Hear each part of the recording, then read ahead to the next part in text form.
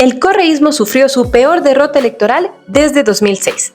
Cumplimos una semana de la segunda vuelta electoral, en la que Daniel Noboa ganó la presidencia superando a Luisa González con más de 12 puntos de diferencia. Pasada la intensa expectativa, el estrés y los debates polarizados, Redacción Sonora te trae un recuento de hechos y datos sobre cómo Ecuador decidió a su nuevo mandatario.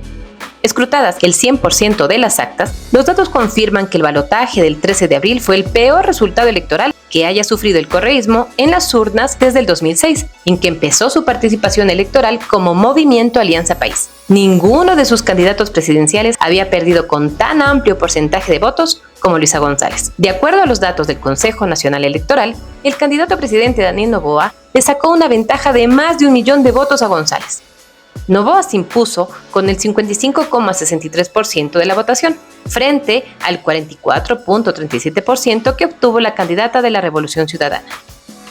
Antes de la segunda vuelta, el peor resultado que había registrado ese movimiento político fue en 2021, entre el correísta Andrés Arauz y el representante de Creo, Guillermo Lasso, quien obtuvo la presidencia de la República con una diferencia de más del 4% de los votos. Y aunque esa diferencia fue relativamente poca frente al 11,26% que se registró esta vez, sí inició el camino de derrotas para las presidenciales correístas, ya que es la tercera vez consecutiva que pierden esa candidatura. Con los hechos dados así, los últimos días de la semana pasada, González ha insistido en su narrativa de fraude, a pesar de que las misiones de observadores internacionales descartaron tal posibilidad.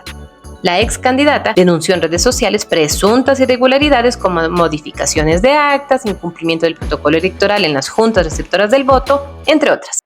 Queridos ecuatorianos, he tomado un tiempo prudente para poder comunicar de manera responsable varios hallazgos que considero realmente graves sobre los resultados electorales del domingo 13 de abril. Por esta lucha que me impulsa a pensar en los más necesitados, en los más pobres, que me veo en la obligación de denunciar el grave atentado que sufre nuestro país, atropellado en su orden legal y constitucional. Sin embargo, los datos establecen otro escenario. Por ejemplo, una drástica reducción de los votos blancos.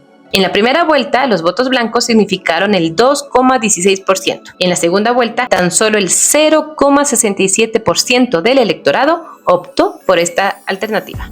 En los votos nulos también hubo una pequeña, aunque significativa, reducción. En la primera vuelta, los votos nulos fueron del 6,80% y en la segunda vuelta del 6,70%. Resulta significativa porque partidos como Unidad Popular, sindicatos como la Unión General de Trabajadores del Ecuador, organizaciones sociales como el Frente Popular y estudiantiles como la Federación de Estudiantes Secundarios del Ecuador llamaron a sus bases a que anulen el voto por considerar que ninguna de las dos candidaturas les representaba. Sin embargo, las cifras demuestran que ese pedido no tuvo acogida. El ausentismo también se redujo en esta segunda vuelta electoral. Esta es la segunda vez que González pierde la contienda electoral frente a Noboa. La primera vez fue en las elecciones anticipadas de 2023, en el que el actual mandatario la superó con el 3,66% de la votación.